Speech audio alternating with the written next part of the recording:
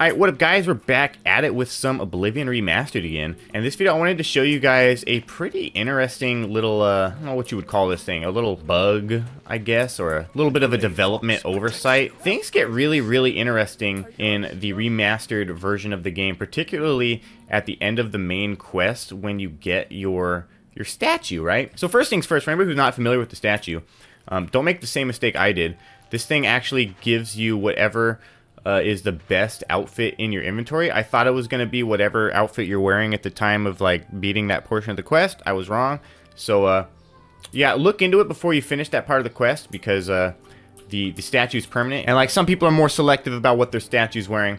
I wish I would have been a little bit more attentive to what I had in my inventory, because it selected my shrouded outfit, despite the fact that I had the elven outfit equipped. But that's neither here nor there. The thing we're here for is far more interesting than that. And it's actually kind of directly related to the fact that you can see his helmet is not quite on correctly here. And that is because, unlike in the original version of the game, this is not actually a statue. Yeah, so one of the first things you'll notice is that he's not standing on a pedestal. In the original version of the game, the statue's standing on a pedestal because, well, it's a statue, right? Well, this one's not standing on a pedestal. And the reason why ends up being pretty damn weird. First things first, what I want to establish is the fact that this guy is, well, thank you, adoring fan, you just did my work for me. But yeah, you can see here, he's not actually connected to the ground.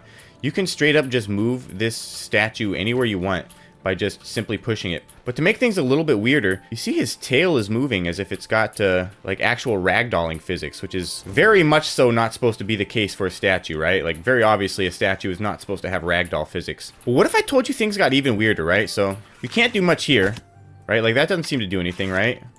Right? So it's a statue. You can't kill a statue, right? Wrong. Check this out. This is where shit gets even weirder than it has ever been in this entire fucking game. So if we go here, we can go to the console here. And what you'll notice actually is that if you select him in the console, down here, it actually shows up as an NPC. It's NPC underscore BP underscore generic underscore NPC underscore C underscore a bunch of numbers. So this thing is some sort of NPC, which is extremely interesting for something that is, you know, supposed to be a statue. But if there's one thing I know about NPCs, it's that you can kill them. So if we select this NPC statue, type kill on the console, and hit enter, it actually dies. So yeah, weird is not weird enough for this game, and things get even weirder. The head is not quite attached here, and if you didn't faceplant, you'd see that there's a faceless chainmail helmet. You can kind of see it there. You kind of see how his face is like not in the chainmail helmet. That's pretty weird. Resurrect 1. Okay, so he just stands back up, right? And then, as you can see here, after you resurrect him, he actually comes back with health, so you can actually attack him or whatever, right? So we're gonna kill him real quick, if the game will let us.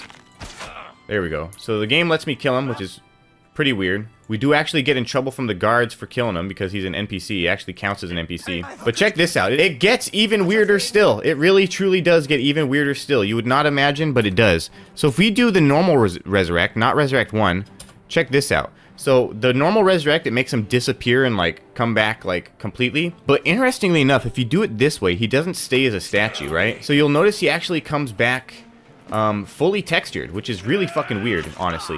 Not only this, but you can, I mean, obviously you can kill him like this as well. So as you can see here, the muscles on you. Yeah, he's an actual NPC. He'll like at least chat with you. I don't think you can actually like select him to have a conversation or whatever, but it'll have like random like greeting dialogues. It'll actually use any like potions you had in your inventory or whatever, which is kind of the weirdest thing in my opinion, is that he'll straight up just use the health potions that like you had in your inventory when this happened. So it appears that these statues actually have everything in their inventory that you had when you were, I guess, like when the statue was created or whatever.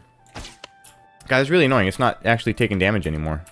Just do that. So you'll notice that he actually like drops his he drops his shields and stuff, which is really weird. So you could actually sort of use that as a way to duplicate items, except for the fact that, like, you know, you gotta use console commands anyway, so it's sort of a weird way to go about doing that. But yeah, super duper weird. Like, this is the statue. It's an actual NPC that if you kill and resurrect comes back as a fully textured, well, gigantic Argonian, really. But yeah, super duper wild. If you guys didn't know about this, now you do. It's pretty damn weird, but pretty damn cool at the same time. Yeah, I don't know what you would call this, but it's definitely really weird. Especially since in the original version of the game, it was just a statue. It was like an actual statue with an actual pedestal. And somehow they just like were not able to like do it the same way in this version. I don't really know why, but yeah, for some reason they had to do it this way.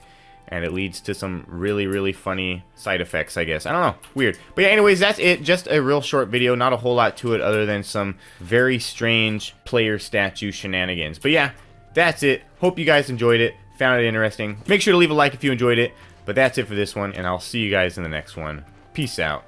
That's it for this video. Hope you guys enjoyed it. If you did, show the algorithm some love and hit that like button for me. Also, don't forget to subscribe if you haven't already to stay up to date on all my latest gaming content. Of course, for as little as 99 cents a month, you can become a channel member and help support the channel monetarily. On that note, I'd like to give a special shout out to my active channel members. Thank you all for your continued support. It is definitely greatly appreciated, and I will see you guys in the next video. Peace out.